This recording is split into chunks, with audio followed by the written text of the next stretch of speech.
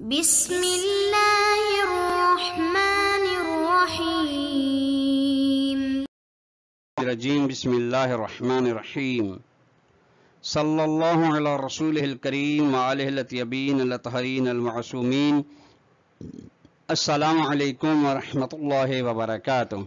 طلاب کرام عزیز، کیسے ہیں؟ امید کرتے ہیں آپ خیر و عافیت سے ہوں گے۔ دروس فی علم الاصول حلقہ ثالث کا سبق نمبر 156 آغاز کر رہے ہیں، جس میں عنوان کرا دیا گیا کتاب کی عبارت ثانین انہ اذا اتفق عکس ما تقدم سے لے کر التقسیم الثانی تقسیم المقدمت تک۔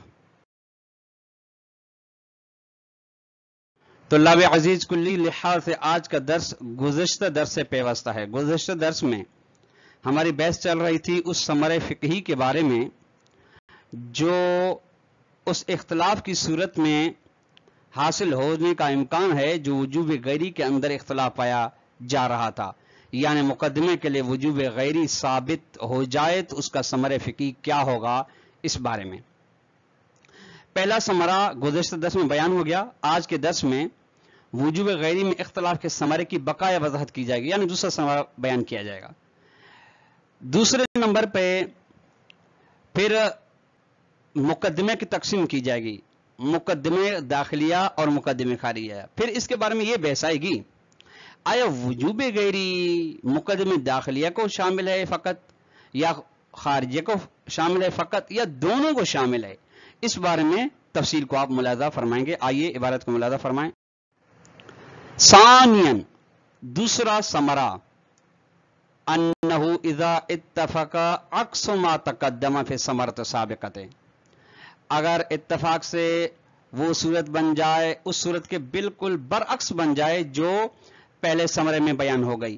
پہلے ثمرے میں کیا تھا کہ ایک واجب علت تامہ بن رہا ہو حرام کے لیے اور واجب ملاک کے لحاظ سے حرام سے زیادہ اہم ہو، اس کے الٹ ہو۔ یہاں پہ کیا ہے؟ یہاں پہ یعنی حرام علت تامہ ہو، فاصبح الواجب صدفة متوقفة على مقدمة محرمة۔ اچھا، یہ فائدہ تفسیریہ ہے، اس عکس کو بیان کر رہی ہے۔ واجب اتفاقاً موقوف ہو حرام مقدمہ پر۔ اب مثلا یہ ہے کہ انقاذ یہ لکھا ہوا چائے پی گلے غریب نہیں غریق ہے، یعنی ڈوبنے والے کو بچانا، یہ انقاذ الغریق مولا کا حکم ہے، ٹھیک، یہ واجب ہے۔ یہ موقوف ہے کس پر؟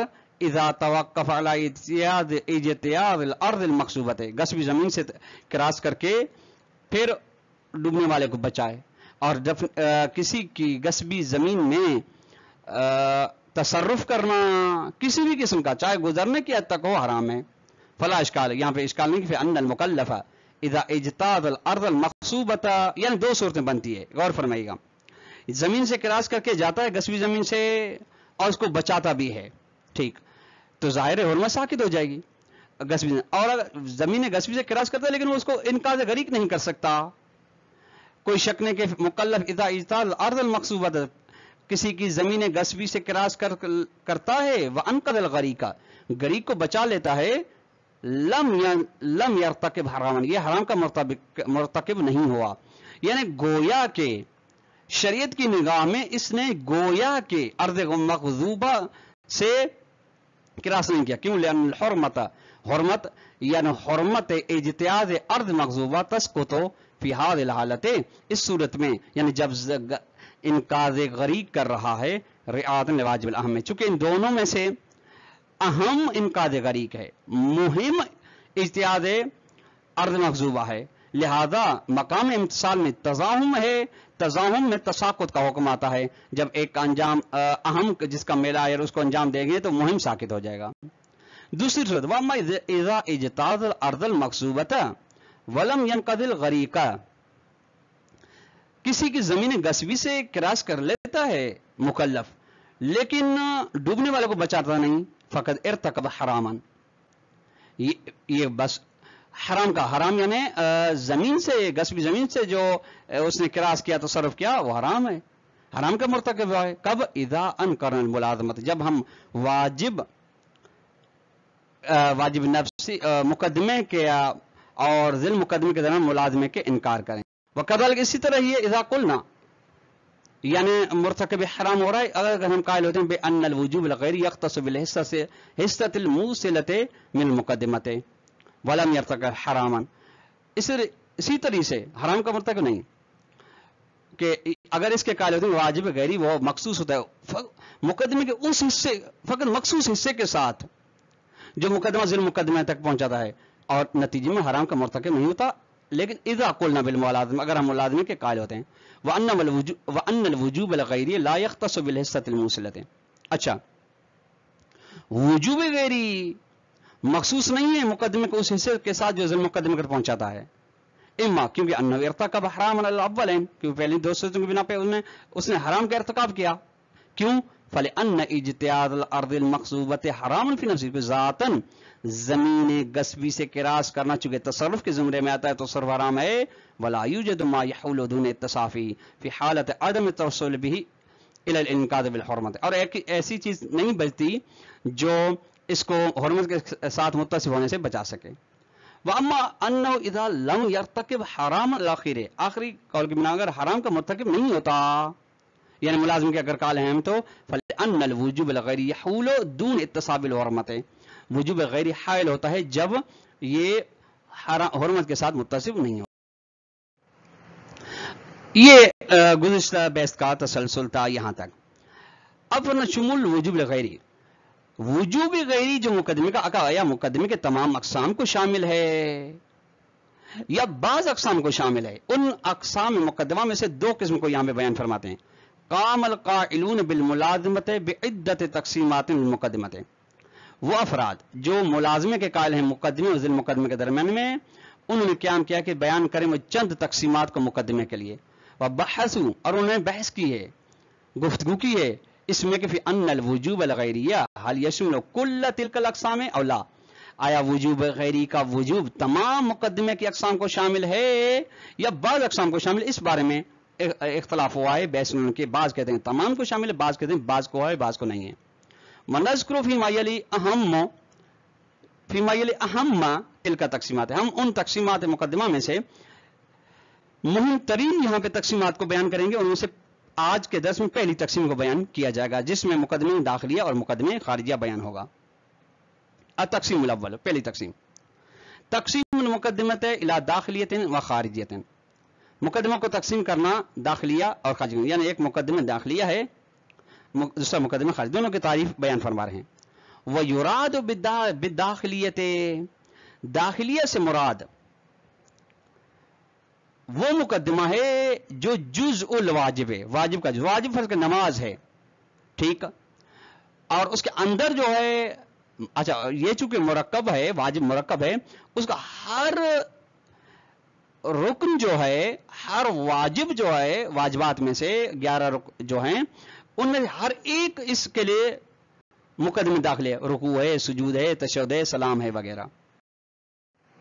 وبالخارجیت اور مقدمہ خارجی سے مراد ما توقف علیہ الواجب من اشیاء سوى اجزائہ کہ جس پر واجب موقوف ہو اور چند اشیاء میں سے لیکن اس کے اجزاء سے ہٹ کے یعنی واجب مرکب ہے یعنی یازدہ گانا مرکبات سے اجزاء سے ہٹ کے جس چیز پر موقوف ہو فرق نماز کا موقوف ہونا نماز واجب ہے وضو پر یہ خارجیہ ہے اس کی ذات سے اس کے اجزاء سے باہر ہے. وقد وقع البحث بینہم اب اصولین کے درمیان اختلاف اس میں آیا ہے کہ فی ان الوجوب الغیریہ هل یعم المقدمات الداخلیۃ آیا جو وجوب غیری کو آپ نے مقدمے کے لیے ثابت کیا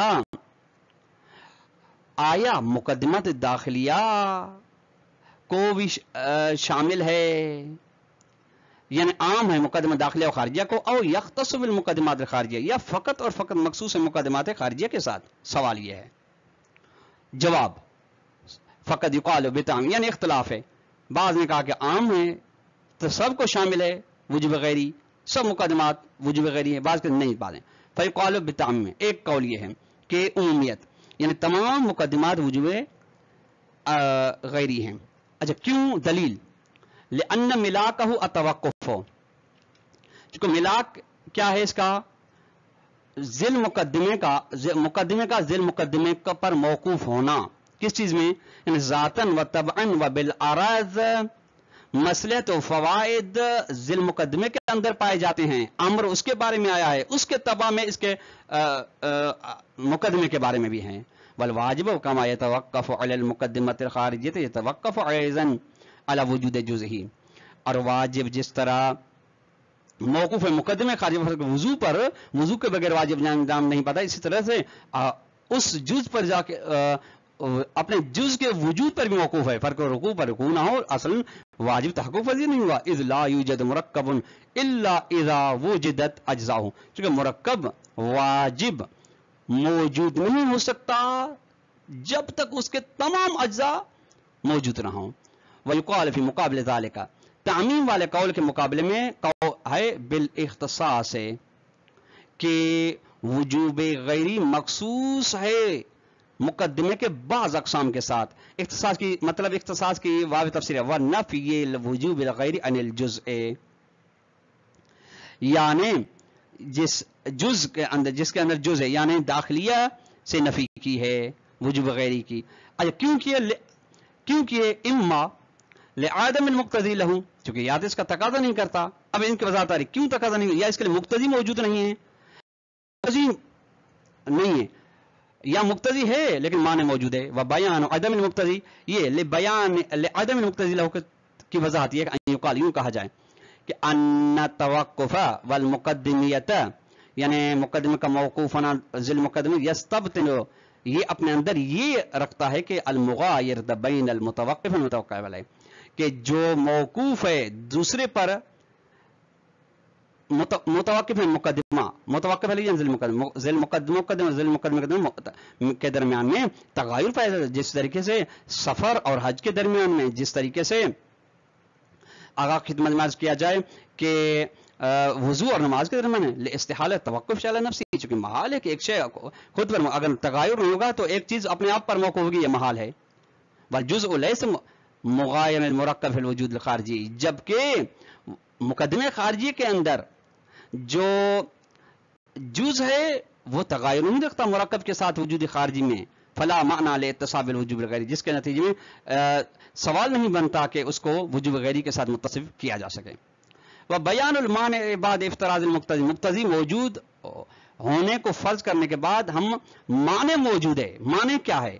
یوں کہا جائے کہ ان الجزء متصف بالوجوب النفسی ضمنی، جزء مرکب وہ بھی وجوب نفسی کے ساتھ متصف ہے لیکن ضمن واجب مرکب میں، یعنی اصل وجوب نفسی یعنی تمام اجزاء کے لیے مرکب بھی ہوا مرکب آیا ہے، لیکن تک تک کے لیے جدا گانا، ایک ایک کے لیے، رکوع کے لیے، سجود کے لیے، تشہد کے لیے، سلام کے لیے وغیرہ کے لیے، یہ ان کے ضمن میں ہے.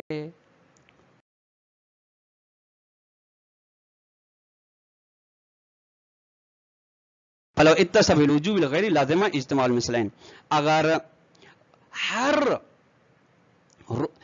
رکن ہر واجب کے لیے، فرق رکوع کے لیے بھی اگر وجوب غیری ہو، یہ تو واجب ہو جائے گا کہ ایک چیز کے لیے وجوب نفسی بھی ہے وجوب غیری بھی ہے، یہ اجتماع مثلین ہے، محال ہے. اب آخر میں سوال فرماتے ہیں فإن قیل، اگر یہ اشکال کیا جائے کہ یمکن ان یفترض تأکدہما وتوحدہما من خلال ذلک فی وجوب واحد فلا یلزم محظور، کہ ممکن ہے ان دونوں میں سے ایک کو آپ تاکیدی بنا دیں دوسرے کے لیے تو اشکال بھی لازم نہیں گا. کان الجواب، جواب یہ ہوگا ان تأکد و توحد ہونا مستحیل، ایک کو دوسرے کے لیے تاکیدی بنانا محال ہے. کیوں؟ لأن الوجوب الغیری اذا کان معلولا للوجوب نفسی، اگر وجوب غیری جس طریقے سے معلول ہے وجوب نفسی، یعنی وجوب نفسی ہے تو وجوب غیری بھی ہے، اگر وجوب نفسی اصل نہ ہوتا تو وجوب غیری کا کوئی وجود نہیں. کما یقال، جسے کہا فیستحیل، اگر ایسے ہے معلول ہے تو محال ہے کہ یتحد معه وجودا، کہ معلول متحد ہو جائے معه وجوب نفسی کے ساتھ وجود کے لحاظ سے. کیوں؟ لاستحالۃ الوحدۃ بین العلت والمعلول، علت یعنی وجوب نفسی، معلول یعنی وجوب غیری فی الوجود، وجود میں یعنی متحد ہو جائیں، یہ محال ہے، یہ نہیں ہو سکتا.